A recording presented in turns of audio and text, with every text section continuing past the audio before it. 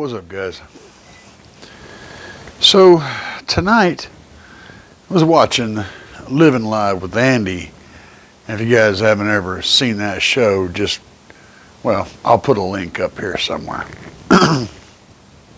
Anyway, he was talking about ohm loads and subwoofers and speakers in general, how to match up ohm loads with amplifiers. But it got me to thinking about a couple of things, a little deeper than that. And my thought is, I'm thinking, okay, so surely the ohm load of a coil is the result of the amount of windings and the gauge of wire, the thickness of the coil, and lots of other characteristics are going to dictate how much resistance there is, DC resistance, there is in this coil.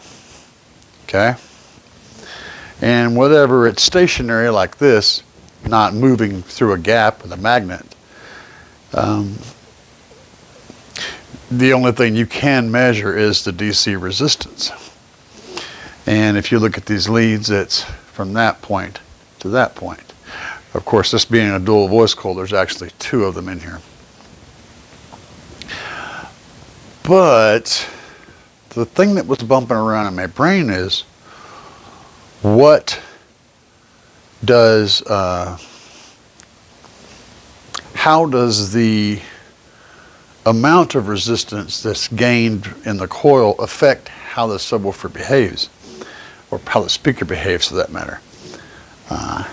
Let me give you an example to try to clear up what I'm talking about.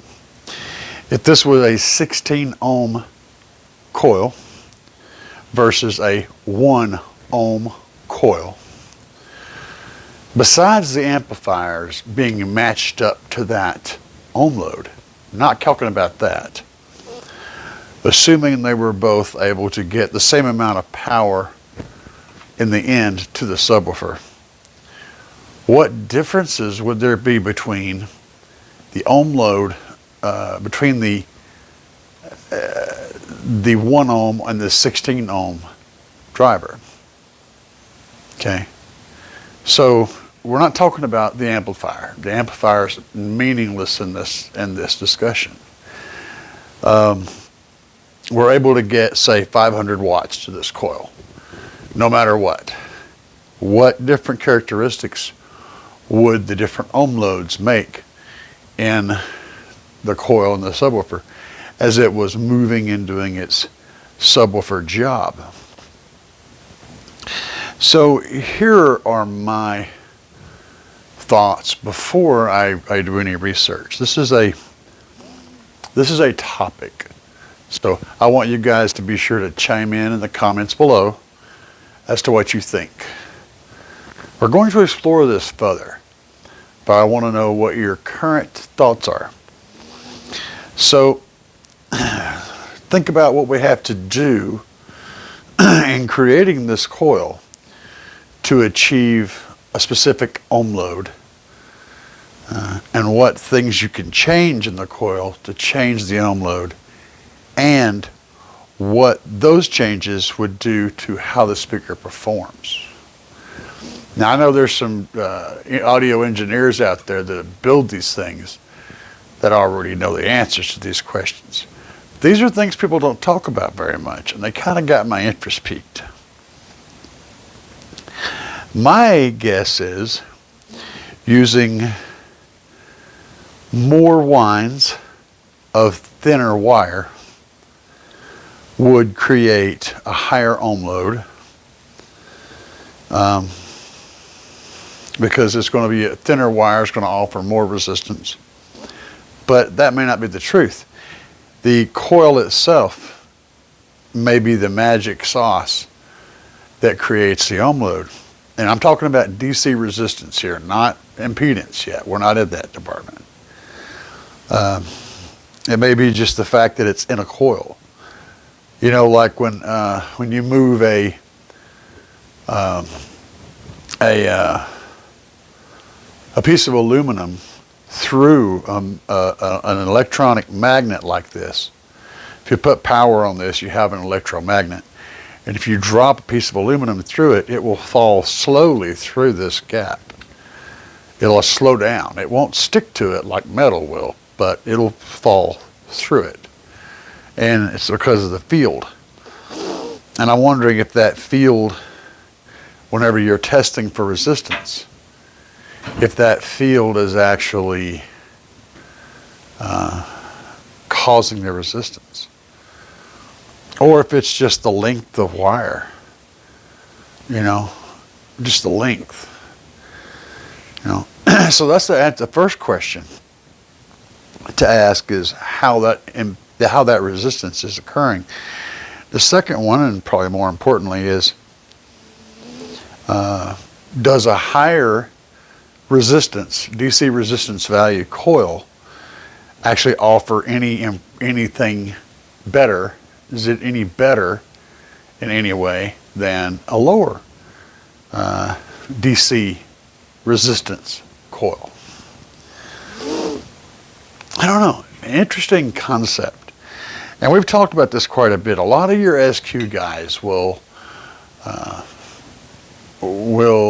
get on the bandwagon that higher resistance coils have more control, better for sound quality, and which would put me in the mindset that if that's the case, then lower resistance coils are going to be worse, right?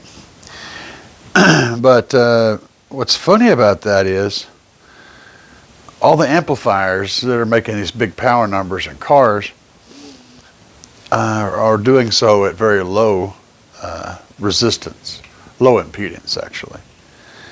And they try to get that impedance as low as they can down to the market number, which is 1 ohm or a half an ohm if you're crazy. And most of my friends are crazy. But I don't know if that's just like a standard, like where are RCA cables better than SLR cables or other types of connections? No, they're just the standard. That's what everybody uses. Is that the case with this? Is that I don't know. This is something I thought I would talk about, bring up. If you guys find these crazy things interesting, I am going to research this. Like I said, I haven't done it yet. This is my pre-research video. But I wanted y'all to take the ride with me, okay?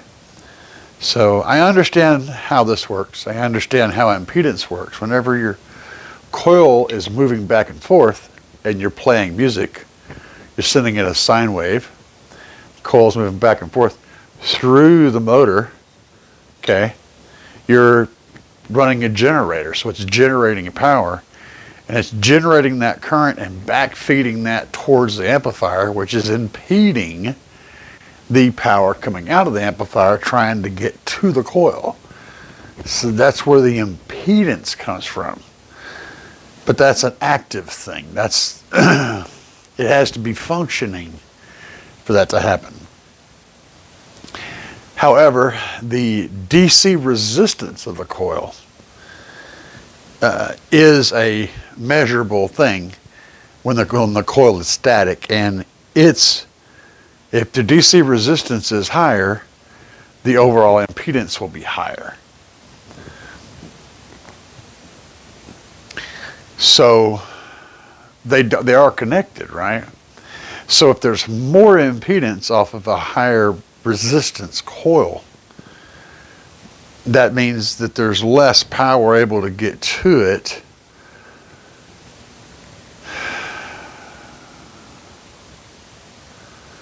I don't know. You guys leave comments. What do you think? I'm curious to hear what you guys have to say. And do me a favor, don't Google first.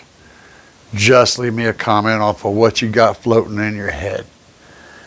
Keep it, this is the honor system. So just off the top of your head, comment down below what your thoughts are on this matter. I want to hear what you guys have to say. I know there's a few of you that are definitely going to talk about it. And you'll do it honestly. And there's going to be some of y'all that'll go Google it and cheat. But that's okay, because you know what? It's all about learning. And I'm all about learning. This is an area I haven't heard talked about much, so maybe it's time we jump in there. And you guys be sure to head over to Living Loud with Andy and Tuesdays and Fridays and catch his live show. Always entertaining. Every time. Never fails. You'll love it. The guy's crazy. Peace.